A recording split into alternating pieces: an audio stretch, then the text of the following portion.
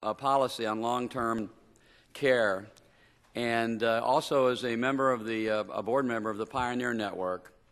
He's been an incredible advocate in paradigm change in the culture of how we care for the aging. He is a spiritual leader.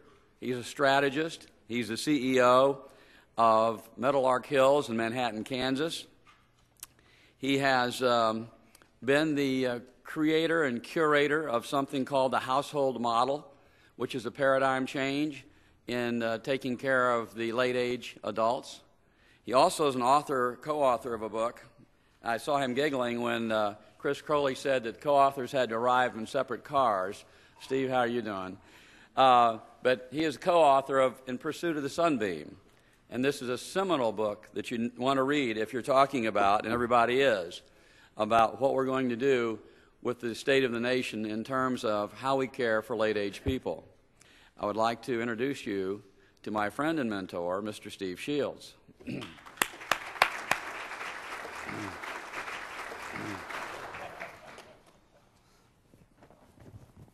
Thank you, Bill. Can you hear me okay?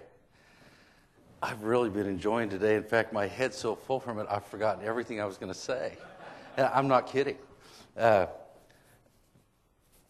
it's all connected, and that's what I want to really share, is this whole concept of how we age is all up for grabs now. It's all up for grabs because our imagination is beginning to open in terms of what really is possible. We've been such deficit thinkers about age, and there's some ugly, ugly examples of it. But we're starting to discover and begin to imagine and rehearse. We're in the rehearsal stage. That really age can be a great time of growth. It can be a great time of actualization. And just like every other stage in life, it has gains and losses. From the moment we come out of our mother's womb, we have an immediate gain. The whole world is suddenly there. But we also have a very deep loss, this safety and comfort and warmth that we'll never find again.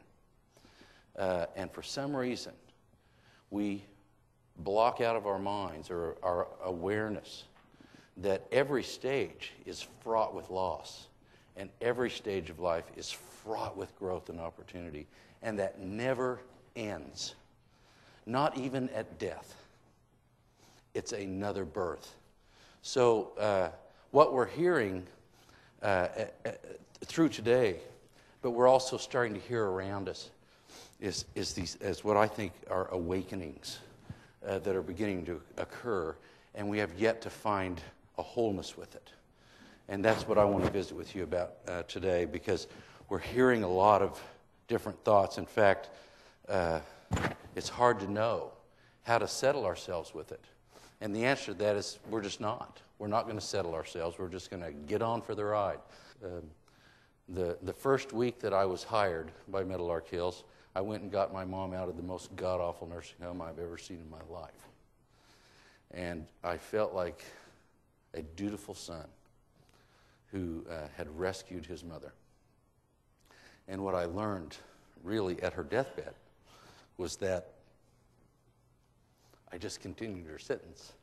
I just helped give her a lighter one.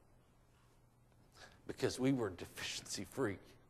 We had the CCRC with the crystal chandelier in the lobby, and the resident council, and the committee for this and the committee for that. And then down at the end of the hall, around the corner in the back, were two sets of double doors. And on the other side of that was a deficiency-free One Flew Over the Cuckoo's Nest. So age is this thing, like we have these stages in life, where we're adults. We're all of us adults. And we think our job is to drive down the highway, stay in between the lines, build the bridges, maintain them, and that is our job. But our real job, that's our ultimate measure that we'll be remembered for, not only in our families, but as an entire generation together, is how well do we help people get on the on-ramp, and how well do we help them get off the off-ramp to get on the blue highways and the rest stop. That's our measure. And as adults, if you really look seriously at us, if we look at ourselves, we're lethal. We're lethal. Because if you take stock of how we're helping people get off that ramp, and if that's our measure, we're lethal to the human spirit. And it's all because we're afraid of it. That's why we have those double doors. We're afraid of it. We're afraid of loss of control. We're afraid of loss of self. We're afraid we're going to get forgotten and that everything we ever did won't mean a damn thing. So we push it off to the side. And all of our marketing people help us do that by encouraging us not to mention it. Don't give tours of it unless they specifically ask. Does this sound familiar to anybody? I want to describe this. How many are familiar with the household model? Okay. I'm not going to go into a huge amount of detail because you probably heard, some of the basic tenets of it. But I do want to describe some things because it isn't just about, here's what's worrying me is everybody thinks that our organization, or if you're talking about the change or transformation of your organizational culture, that you're just talking about the nursing home. And you're not. We're not. It changes the entire organization beyond the walls of the place. And I'll get to that in a minute. But I want to describe a few things to you that are personal to me that demonstrate the power of this. What the household model, the first indicator I had that it was going to be bigger than simply, and that's a very relative word, simply changing the lives of everybody here, which the change has been profound and dramatic for my own father and for hundreds of others just in our town. But I remember describing it to the independent community, seeking their permission to change directions and create the household model. And I remember trying to be persuasive about it. And I remember saying to them, if you ever need health care, your life will be so much better. And a man stood up who later donated $250,000 towards it. He stood up and said, it won't just make my life better if I move there. And in fact, he did, and he died there. It makes my life better now just thinking about it. And a week later, this woman had a massive stroke and lost her entire left side. And the other daughter, who lived in Manhattan, where Meadowlark is, brought her mother.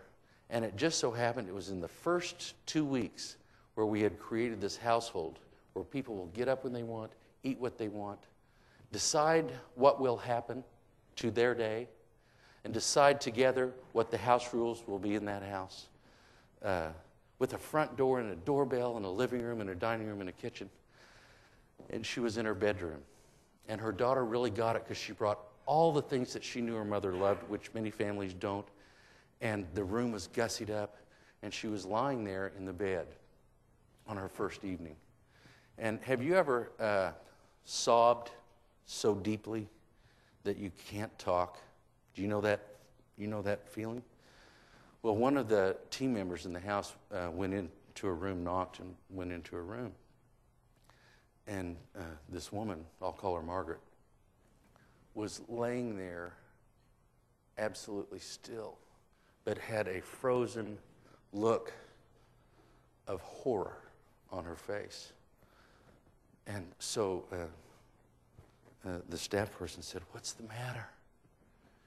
And Margaret said, "I'm lonely." Can you feel it? And in our old place, no one would have asked. No one would have had time to ask.